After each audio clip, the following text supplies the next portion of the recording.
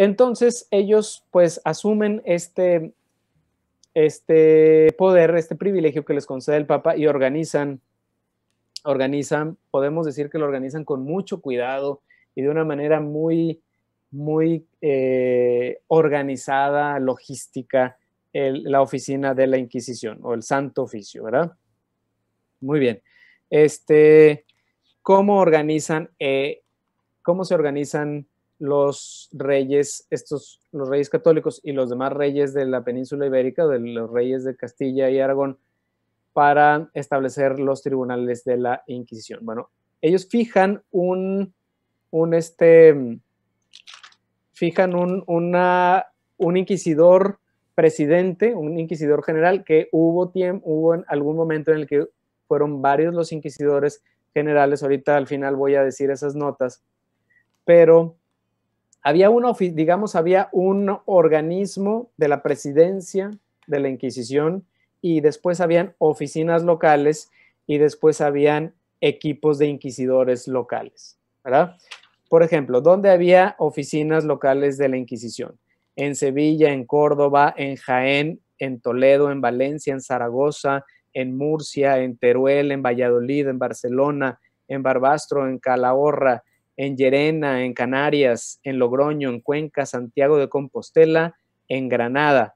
También había en Sicilia, en Sardeña, que pertenecían a la Corona de Aragón, y también había en México y en Perú.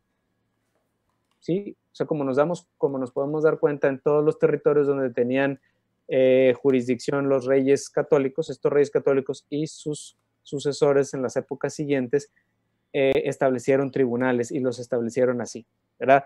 Todos los tribunales bajo la supervisión de una presidencia de la Inquisición. Había un presidente o un grupo de presidentes, inquisidores generales, y luego las oficinas locales y luego los equipos de los inquisidores.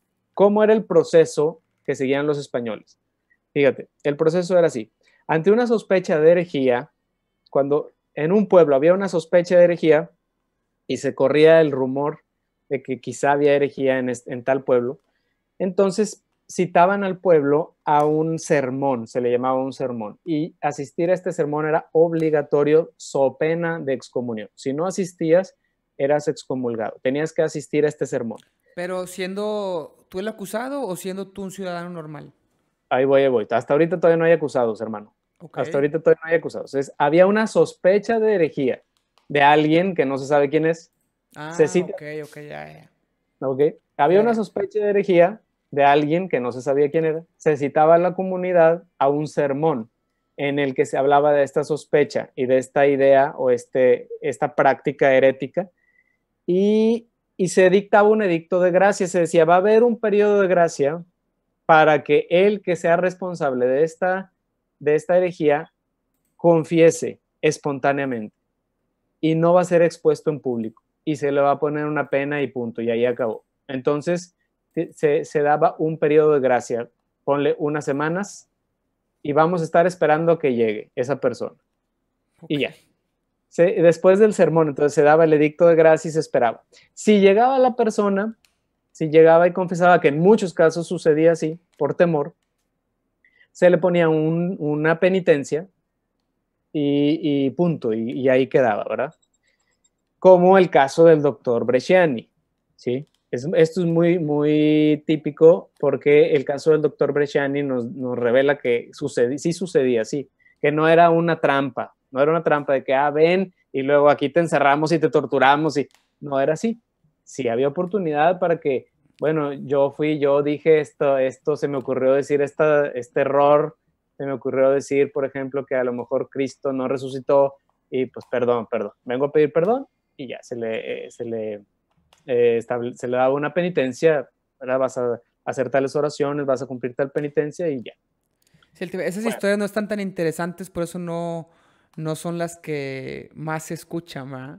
Debe exactamente. haber habido de todo. Probablemente algunas que fueron trampa tuvo que haber habido por algún interés que le caía mal o algo, pero probablemente no era También, el común.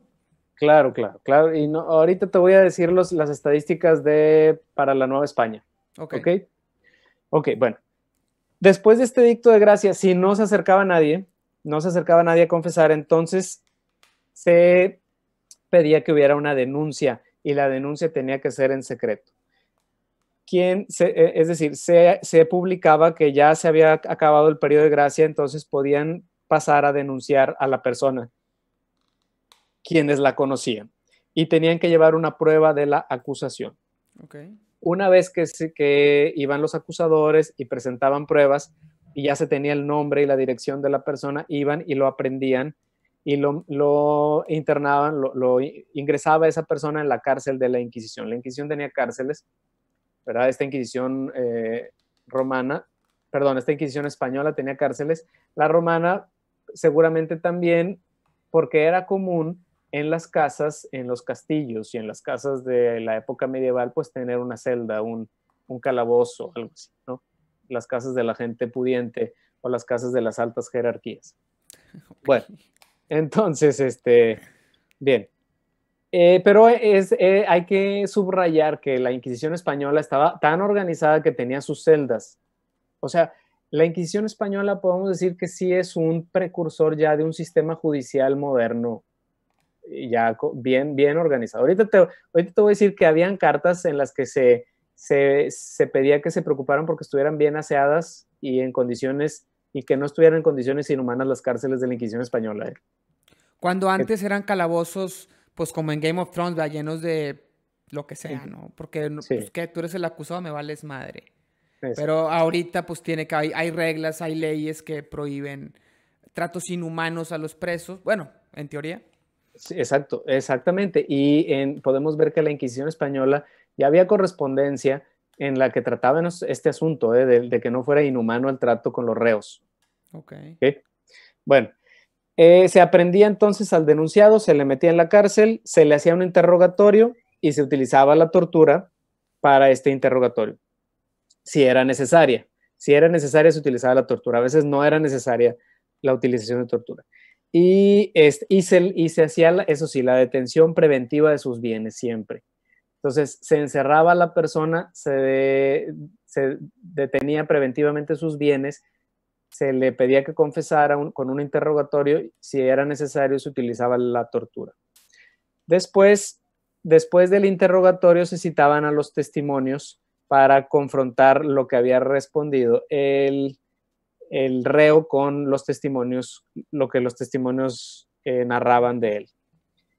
Y después de los testimonios en su contra, el reo tenía derecho, estamos hablando de un derecho, que esto es importante también, esto es moderno, el reo tenía derecho de defensa, entonces podía citar él a otros testigos que hablaran en su defensa. Después de este interrogatorio y los testimonios en contra y los testimonios de la defensa, deliberaban ya el tribunal o los inquisidores y dictaban una sentencia. La sentencia tenía que conllevar, si se comprobaba ¿cómo se dice? Cuando no es culpable. Inocencia. Si se comprobaba su inocencia, entonces simplemente salía libre y punto, ¿verdad? Porque se presentaban testimonios de su inocencia y ya. Y si no, se tenía que establecer una pena para que el poder civil la ejecutara.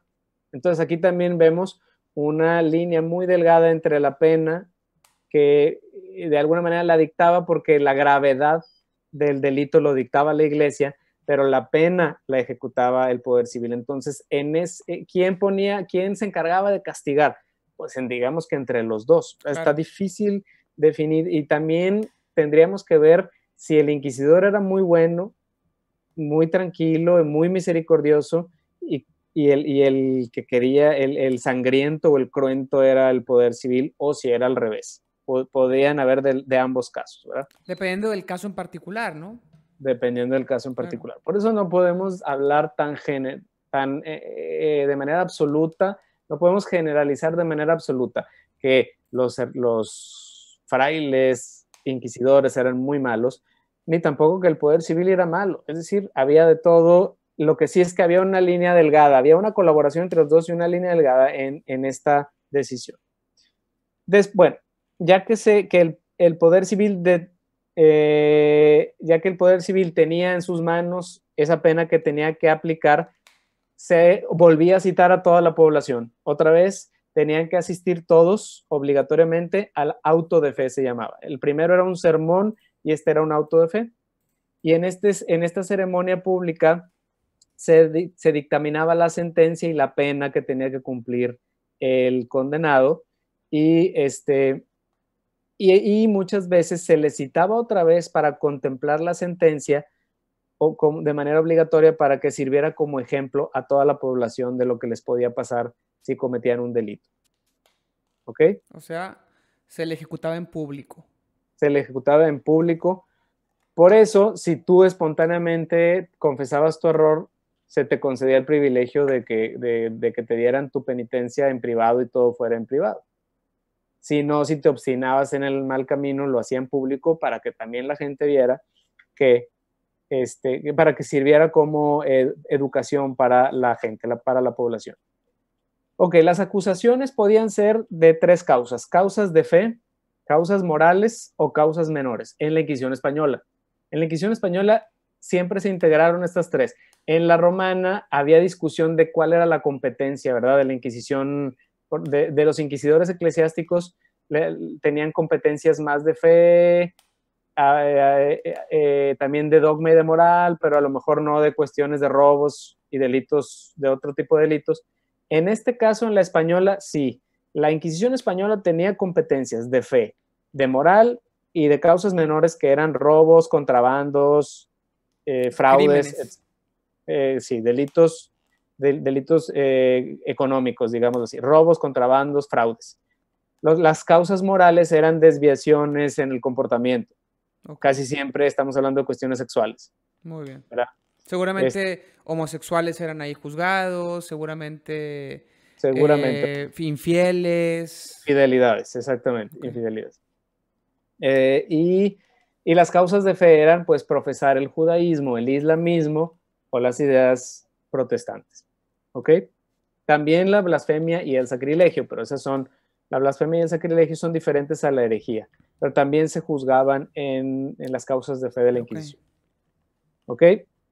Bien, bueno, y lo que te decía ahorita, que te iba a dar algunos ejemplos de lo que se abordaba en la correspondencia de la Inquisición española.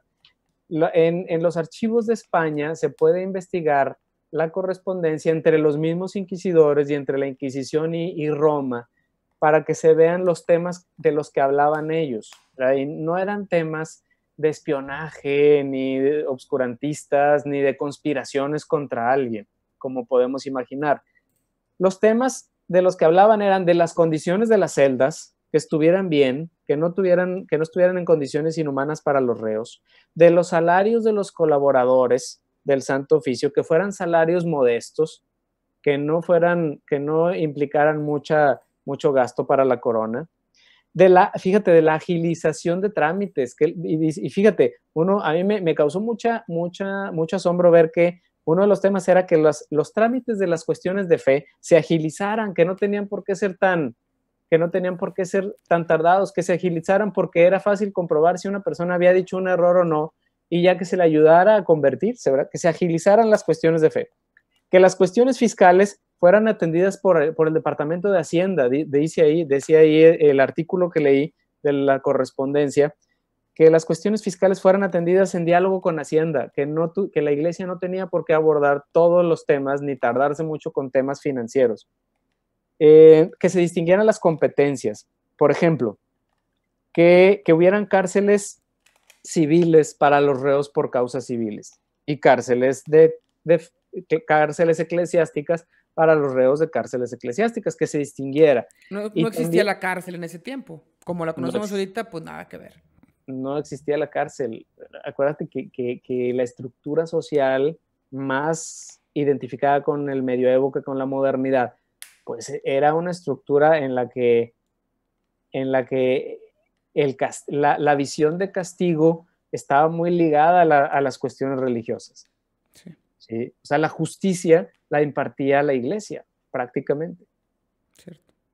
Poco a poco el poder civil también se va involucrando en cuestiones de justicia, como lo vemos. El caso de la Inquisición lo que nos revela es que el sistema de justicia de una sociedad lo fueron fraguando entre iglesia y monarquía, y se termina por ser un poder civil totalmente, pero con principios que la iglesia, que están fundamentados en la iglesia en muchas ocasiones, y que en muchas ocasiones la iglesia aportó procedimientos y aportó reflexiones de cuidado, como el del caso de los dominicos, de cuidado de cuidado de no caer en injusticias a la hora de procesar algo.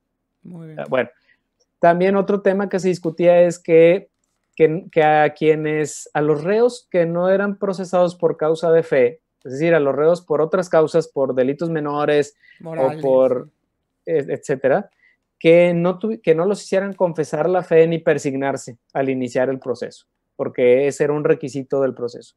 Primero confesaban el credo, se persignaban y empezaba el proceso. Y decían algunos que reflexionaban esto, decían, bueno, si no es cuestión de fe, que no los hagan realizar eso, que solo se realice eso en cuestiones Esto que estás diciendo es juntas de los inquisidores, ¿no? Donde ven reformas y todo eso. Juntas de los inquisidores y de correspondencia entre los inquisidores y la Santa Sede y los reyes. Cartas entre ellos, ok. Qué bueno que existen esas cosas, ¿no? Porque puedes ver, sí, con exacto. madre.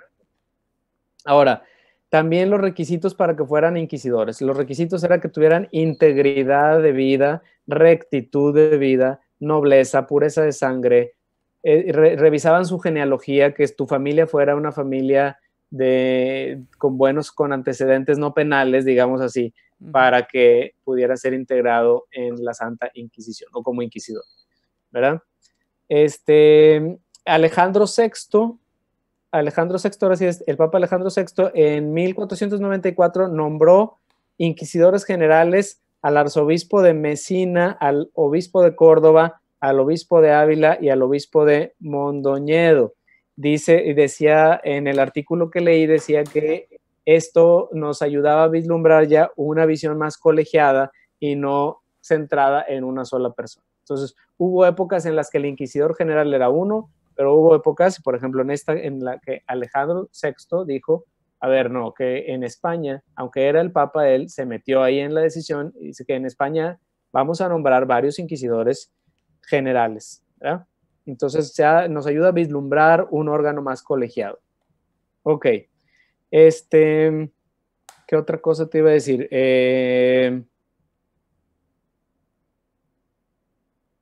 Bueno, ya, el caso de Fernando del Pulgar. Fernando del Pulgar era secretario y cronista de los Reyes Católicos. ¿Qué es cronista? ¿Qué es cronista? Cronista era como un historiador. Cronista, perdón, cronista, sí. Te entendí coronista. No, cronista. Sí, es cronista, como el sí, que escribe de la ellos, crónica. Sí, periodismo, haz de cuenta, sí. Sí, escribe la crónica de lo que iba sucediendo con los reyes de España, los reyes católicos, y él era judío converso al cristianismo, fíjate, y ocupaba ese cargo. Ahí también nos podemos dar cuenta que no era tan tajante el juicio contra un judío converso. O sea, si los reyes, o sea, no, vaya, sería incorrecto afirmar que Isabel y Fernando tenían aversión contra los judíos. Eso no pudiéramos decirlo. Más bien, ellos querían la unidad cristiana en el reino, pero pues tenían como uno de sus empleados de confianza a un judío converso al cristianismo. Muy bien. Entonces, no podemos ver una cierta flexibilidad en ellos. Ok, bueno, Fernando del Pulgar, este judío converso al cristianismo, hizo críticas fuertes a la estructura de la Inquisición y no pasó nada, o sea, había libertad para hacer crítica a la estructura en España para que mejorara el organismo, ¿verdad? En el sistema judicial. Bueno, también hay evidencias, ya hablando de la Nueva España, hay evidencias de que este sistema era eficaz y de que si alguna vez se tenía que defender a un nativo, un indio natural, a un natural de estas tierras americanas, en muchas ocasiones se les defendía a los naturales. y en muchas de las ocasiones ganó en algún pleito entre los naturales y los españoles. La corona dictaba sentencia en favor del natural. Entonces, el sistema judicial, incluyendo la Inquisición, era un sistema eficiente en ese tiempo en la Nueva España y en la península ibérica y en la Nueva España. La Nueva España, no sé en qué momento nos metimos a la Nueva España, estamos hablando de la Inquisición española allá, ¿y en qué momento llegamos a América? En este momento me acabo de meter yo en la Inquisición, okay. Hablando ya de la Nueva España en particular. La Nueva España es México, por si alguien tiene alguna duda, la Nueva España es México. La Nueva España es México, el tribunal establecido en México fue eficiente, el primer inquisidor oficial, el primer inquisidor sin nombramiento, pero inquisidor por el puesto que ocupaba fue Fray Juan de Zumárraga. Que fue el obispo de Juan Dieguito. El obispo de Juan Dieguito. Pero el primer inquisidor con nombramiento oficial de la corona fue Pedro Moya de Contreras. Ese también lo pueden googlear. Pedro Moya de Contreras fue un gran sacerdote, un gran inquisidor y un gran arzobispo, porque también fue arzobispo de la Nueva España, de México.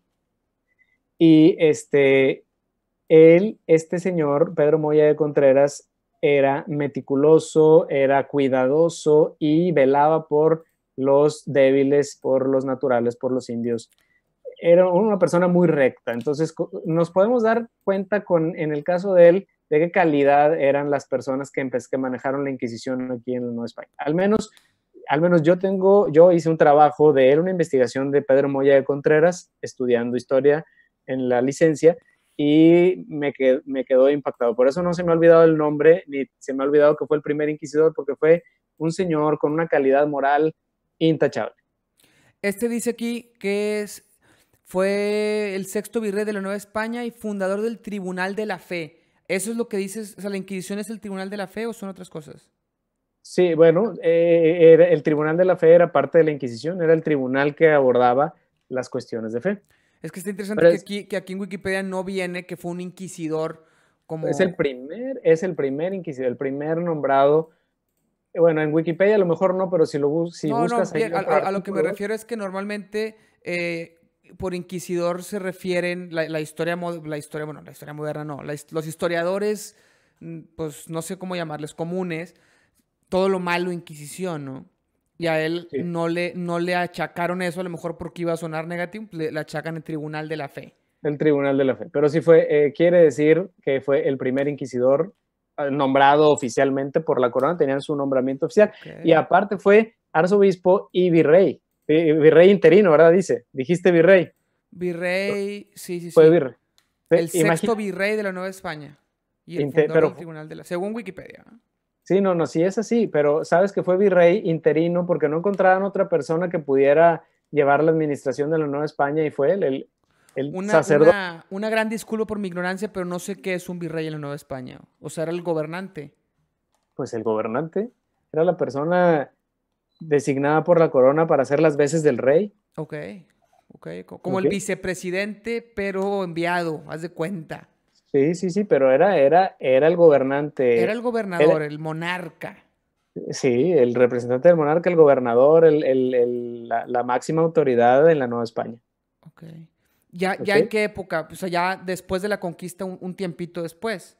Después de la conquista. Porque primero, pues, el gobernante era un indio, un indígena, que llegó pelea hasta que se instala en la Nueva España ya el gobierno oficial. Y fue este señor. Ok. Exacto.